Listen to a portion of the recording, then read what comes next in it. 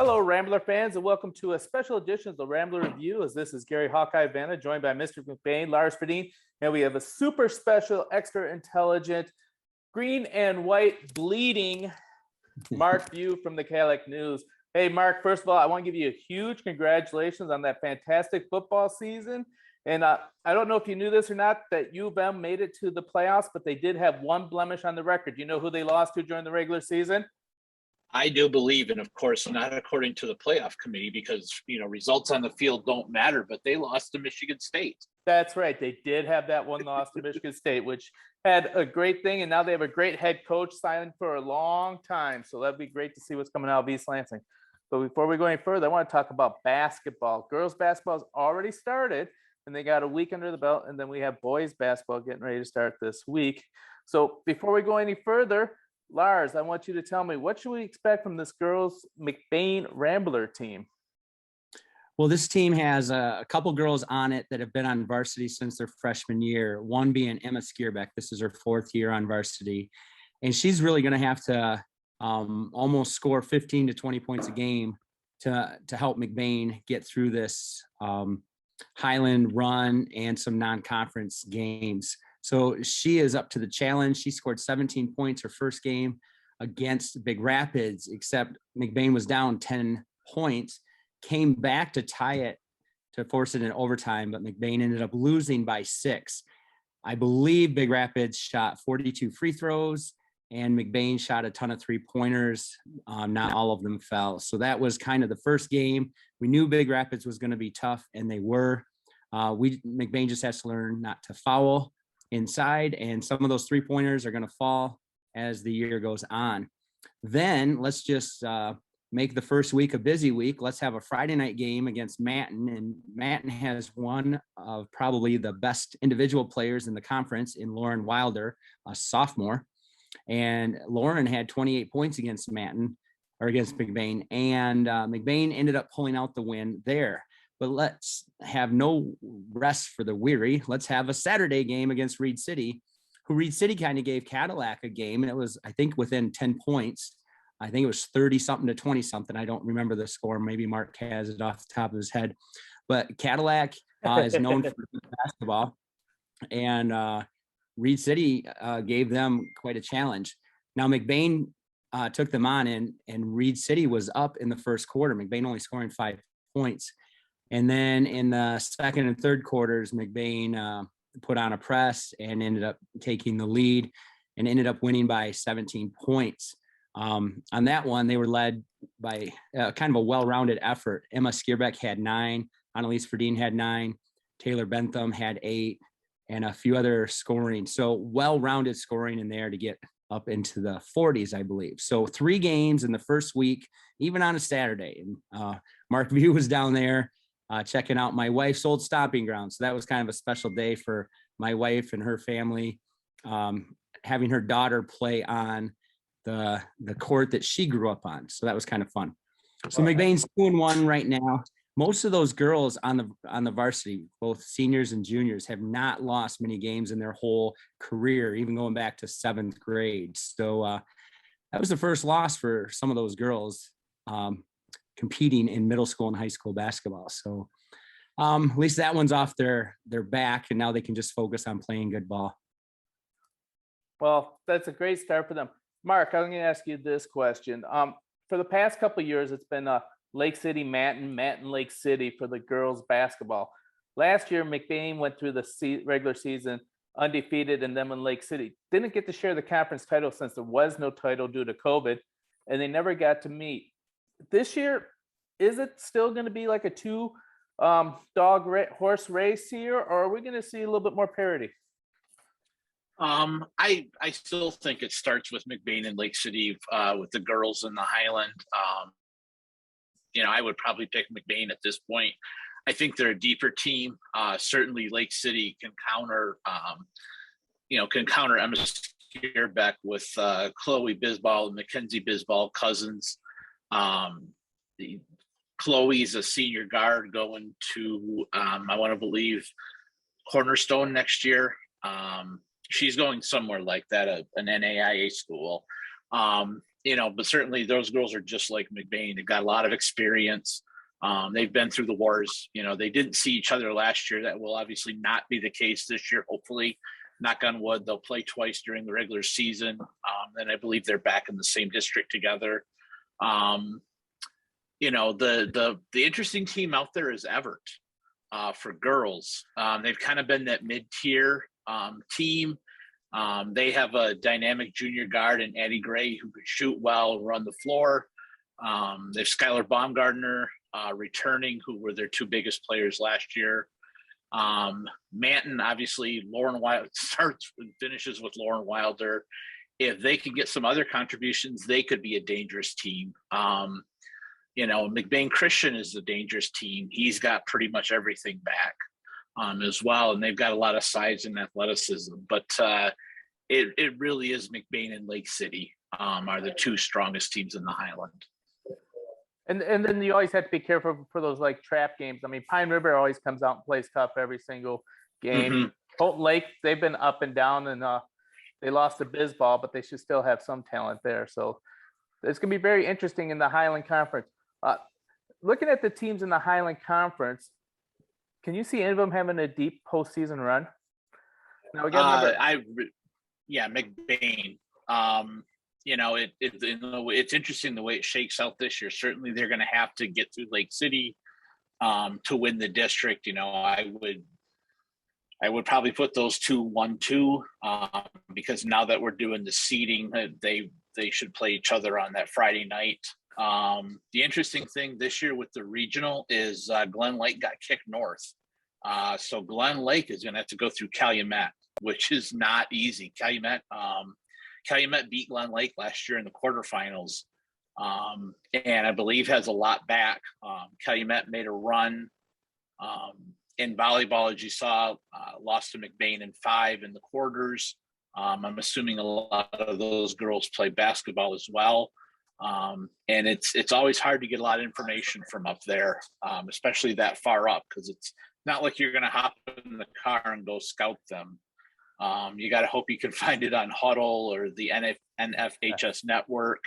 Otherwise, you're taking sled dogs, especially to go that far north. But I could see McBain winning a regional title without, it's obviously very early and a lot happens. But, not really sure what's out there at this point. I just look and say, okay, Glen Lake was the big elephant in the room last year. And they've got pretty much everything back. They're loaded. But McBain wouldn't see them until the quarterfinals. And they've got probably a lot tougher road with Calumet there.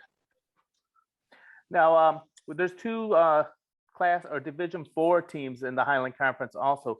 Does Beale City or Northern Michigan Christian have a chance for a deep run in their division?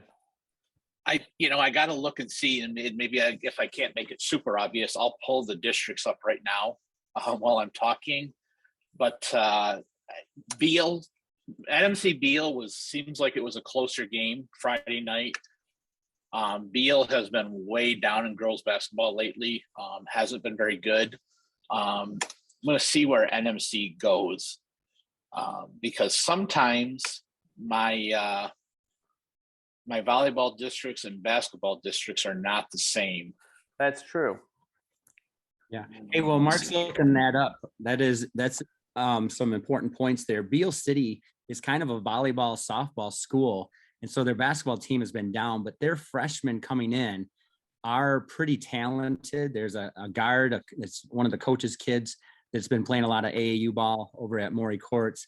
And they have a pretty good freshman class with just a little bit more depth than what their upperclassmen have had. Now, I heard Houghton Lake only had 6 kids per JV and varsity. Well, a lot of them played the 5th quarter thing. Roger Hagerman had told me that. So Houghton Lake's going to be really down this year if even if they have games. Let's hope that they can fill out their schedule. And the Roscommon really struggled last year, and there's really no help coming up from the JV teams. So those 3 teams, Beale City would probably be the best of the bottom tier. And then as far as the tournament run, I do think NMC could go a long way in their Division 4. Probably Mount Pleasant Sacred Heart, probably in the regionals, I would think. What do you got, Mark? Yeah, I found the districts. NMC is in with Big Rapids, Crossroads, Marion, Mason County Eastern, Pentwater, and Walkerville. So, and Marion's going to be decent this year. They don't see the level of play that NMC does, and there's a lot to be said for NMC being in the Highland. It's not an easy conference. They played each other last year, two very similar teams in the district, and NMC handled them convincingly. So it'll be curious if that's a game at all this year. I know they play each other in the regular season some point in February, so that'll be a gauge. The boys don't, but the girls do play each other. So, but I would certainly say NMC would be the favorite there.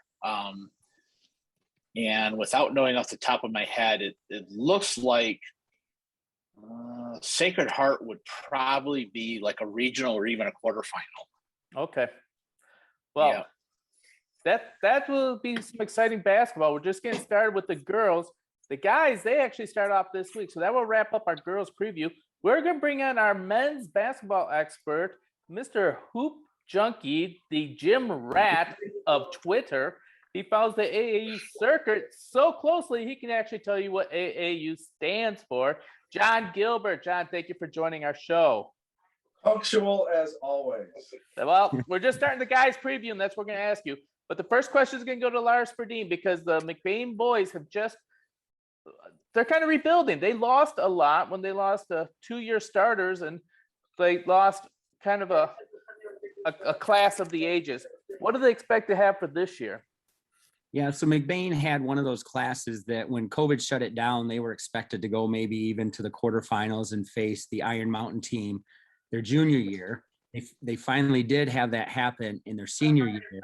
And then they lost to that Forrester kid.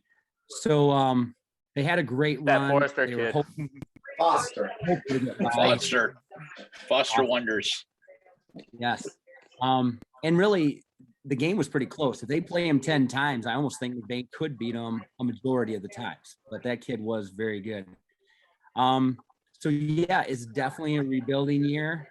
Bruce Copeman has retired from teaching, but he's back coaching, and he's only coaching the varsity team. So he has given up the JV team so he can really focus on that. And I believe he's 13 to 15 wins away from 500 wins. We'll have to wait to see how the games go, and I know he'll have them playing the best that they can play. It might be a challenge to get those 15 wins, so we'll see how McBain can do. I would have to think that NMC probably has two of the most talented kids on their roster, and then you always have battles with the other teams in the conference. So McBain is going to be in dogfights every night. And I think that's the way they're going to have to play, is the grind it out type of McBain, slow it down and just pound you on defense type of thing, since they've lost the top 8 out of their rotation from last year to this year. So completely brand new lineup. Names to look out for will be Calvin McGillis, Evan Hooker, Dylan Schonert, Caleb Camphouse has come along nicely. Judah Leonard's going to be a kid to be kind of keeping an eye out on. And everyone's fan favorite, TK, Tyler Cucci, should be out there making some noise. Joel Winkle, he'll be something interesting. But yep, Evan Haverkamp on that one. Yep. Yes. All right. Now I'm going to throw it to the experts. That's going to be Jon and Mark. What do you expect to see out of the Highland Conference, and who is that battling for the top tier or the top of the conference this year? We'll start off with Jon, since you got to the party a little bit late. I think it's going to be an unusual year in the Highland Conference, something we're not used to, as you guys have kind of said. It's been a conference that for the last few years has had, I shouldn't say the last few, going on 7-8 years, have had teams that are capable of going to the Breslin Center, the top 2 or 3 of the conference. And so I think across the board, I'm not trying to dog the conference, but the talent level is going to take a little bit of a step back. And a team that has struggled since they've been in the Highland Conference, kind of historically in the last 10 years, has been McBain Northern Michigan Christian. And as Lars alluded to, they probably have the top duo, the top two, the top Batman and Robin, and Trevin Winkle and junior Blake DeZoo. And so I think that's going to be, NMC has been a team that kind of plays discipline and grinds it out, and I think they'll have to get a little bit adjusted to being kind of the hunted and to being kind of having the top talent level.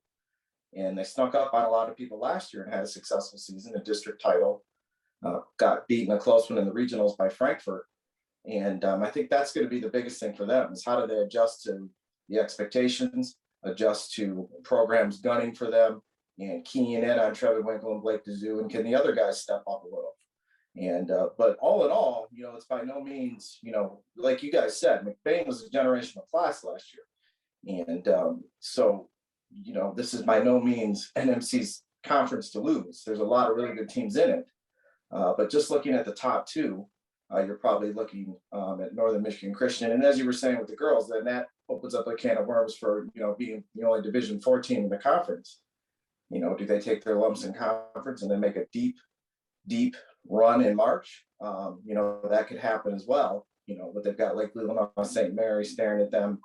We're really good in the regionals, and so I think they're definitely the ones to watch. And then a lot of kind of bunched up really good teams below them, and we can get into them in however order you want to get into. But a lot of teams are going to be pretty similar in talent, and I think a lot of it's going to be who gets hot, who kind of finds the secret sauce, who finds the chemistry to make things work. And I think it's going to be a fun league. And Mark, what do you see setting up for the Highland Conference? Yeah, I really agree with John. We've really kind of said it seems like a broken record. Well, it starts with McBain, and then we kind of go from there.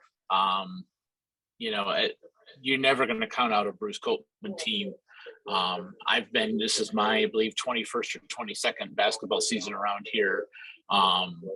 Leading coach in the area as far as getting kids to do what he needs them to do by February.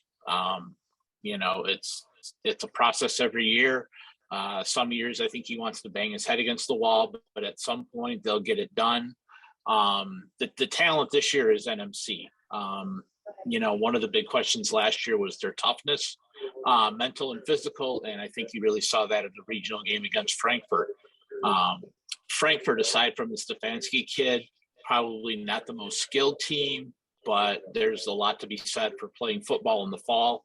And NMC got pushed around in that regional game, and they beat them during the regular season, but everybody will tell you the regular season doesn't mean a whole lot, especially with non-conference games. What are you going to do in March when it counts? And we'll see if NMC learned that lesson.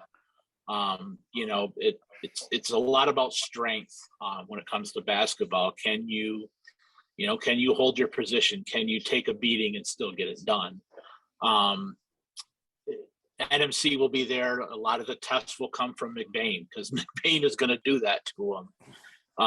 Manton, similar this year, Ryan Hiller, he lost Caleb Moore, was our all-area dream team captain last year.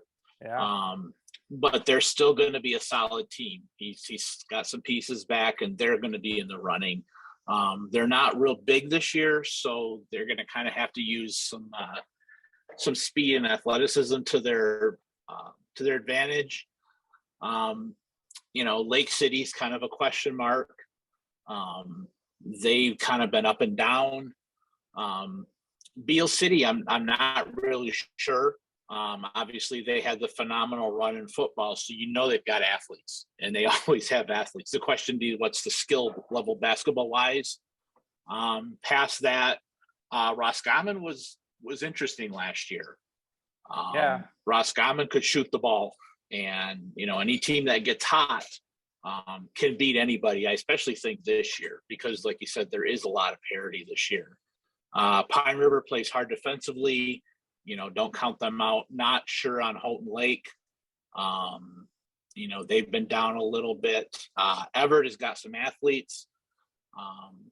So it really is. It's an interesting year for the Highland, and John said it well. There's not a team that you can look at and say, man, they're going to be good. As said so many times between McBain and Matt, and NMC has that potential this year, but they're that D4 team in a largely D3 league, which hopefully that benefits them come March. Yeah, that should be a great thing. Besides NMC, do you see any other Highland team being able to actually put a deep run, a regional finals, or even beyond the regionals this season? You know, it's interesting because it's changed around a little bit, and Traverse City St. Francis is going to be very good. Yeah. You know, once they get their legs under them from football, they lost in the state semifinals in football. The team that some people are talking about, it'll be interesting, is Benzie Central drops to Division III this year, and they have one very good player. John would know his name. I saw him quite a bit over the summer. Cadillac has a big 3-day shootout every year at the end of June. Benzie Central is going to be a force, and I'm assuming that Benzie and St. Francis are in the same district with each other. Benzie and St. Francis are in the same district, yeah. Okay, so you know, whoever wins the McBain, Manton, Lake City conglomerate is going to have to deal with that. Yeah, the Highland Conference Invitational at the district level. It's the second Highland Conference trophy every year. It just looks like the shape of Michigan with the district. But you know, aside from NMC, I think D3 this year, I think is going to be a little bit tougher road for our teams. And then that's not sure what's going to come out of the Upper Peninsula because Iron Mountain, I believe, is finally done. So their cupboard looks pretty bare. Well, the tag team on that, I heard you talking about having to get the sled dogs to scout and stuff. Another team that slid down to seed that I think is flying under the radar a little is Menominee. And I saw some of their athletes playing in some AU events this summer.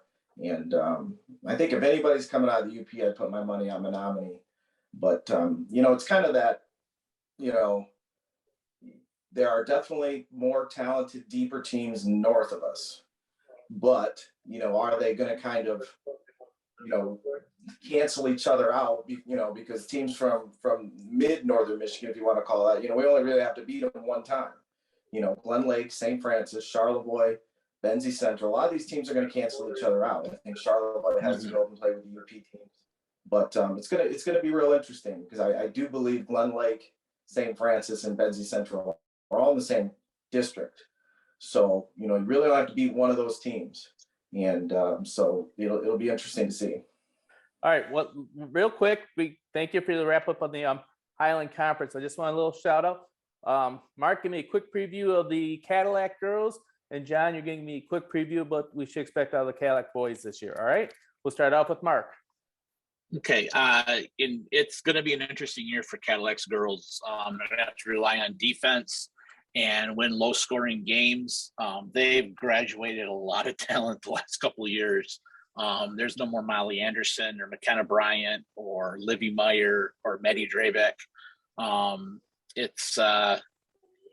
They're going to have to keep teams to under 40 to 45 points a game.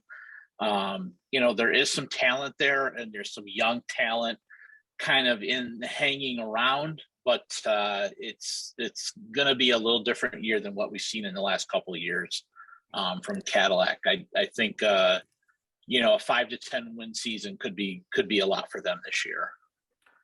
All right. And John, the boys, what should we look at for the Cadillac boys? Make it quick. Cadillac boys, I'll try and be quick. Coach Benzenberg might not be happy with me for saying this, but in terms of college level talent, Cadillac might be probably the most deepest team in terms of talent in what you would consider the Northern Michigan region, if you count Ludington, if you count a few of those other schools.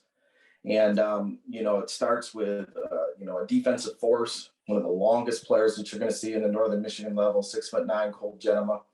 And I think the key for them is to just kind of get the pieces to work around them. And Cole Genema's been playing varsity for 3 years, and you know what you're going to get from Cole Genema. So I think for Cadillac going forward, it's, you know, what are they going to get from the young pieces? And some of those young pieces are guards like Jaden Montag, forward Charlie Howell, There's some other good players that I think I'm missing. They've got a really good 9th grade class coming up. What are they going to do with them? Is there room for them in the deep rotation?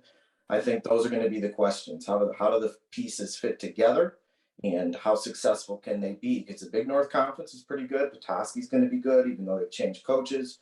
Central, how many of the football players actually play? How many go down to Notre Dame to take their scholarship? The Big North's going to be up for grabs, but then they're kind of in the same boat as at MC at the bigger level. You know, they play against a lot of Class A schools, might take a few lumps in the regular season, and then get to slide down and play, you know, tournament ball in Class B. So I think that's going to be the key for them is how quickly can they gel? How quickly can the young players know their roles, know where they want to be? And like we've said, you know, more than once, can we be peaking? Can a team, any team, be peaking come March? And I think that's going to be the key for Cadillac. All right, so let me wrap up the boys and girls preview. McBain, Public, and NMC both look really strong. They both look for deep runs in their division. Any team that's coached by Bruce Copeman is always going to be in the hunt. But Cadillac, the boys, are really also another area team that could have a deep run also. So we're going to keep an eye on both of those. Big matchups. McBain will be playing Cadillac. Doubleheader on one night. They'll be playing alternate gyms. So the girls will be playing here in McBain the same night the boys are playing at Cadillac. Those should be 2 fun games. Thank you for joining us for the Rambler View. This is Gary Hawkeye Vanna, Marc View, Mr. McBain, Lars Fredin, and right below me, Jon Gilbert, the guru of all basketball. Thank you for joining us. Feel the wheel.